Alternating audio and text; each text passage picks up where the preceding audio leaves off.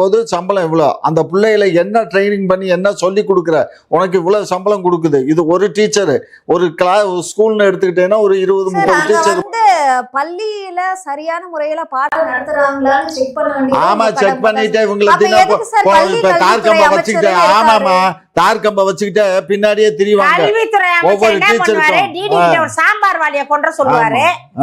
வேற என்ன செய்வார்? கல்வித்துறை அமைச்சர் என்ன பண்றாரு, பள்ளிக்கூடம் இல்லம்மா, மேல ஓடு, அப்புறம் என்ன பள்ளிக்கூடம் இல்ல, அப்புறம் என்னத்துக்கு இங்க வந்து காசு நிறைய பள்ளிக்கூடம் மரத்தடியில இருக்குமா. அந்த ஒரு பள்ளிக்கூடத்துல ஒரு 20 பிள்ளைங்க இருக்காங்கம்மா. 1ஆம் கிளாஸ்ல 1, 4ஆம் கிளாஸ்ல 1, 7ஆம் கிளாஸ்ல 1, 9ஆம் கிளாஸ்ல 1, 9th 10th எல்லாம் படிக்கிறதுல அரசாங்க பள்ளியில. இவங்க கணக்கு காட்டி சம்பாரிச்சுக்கிட்டு இருக்காங்க. ஆனா ஸ்டாலின் அவர்கள் சொல்லியிருக்காரு, நாங்க வந்ததுக்கு அப்புறம் இந்த அரசு பள்ளி மாணவர்கள்லாம் அதிகமாயிருக்கு. சில பள்ளி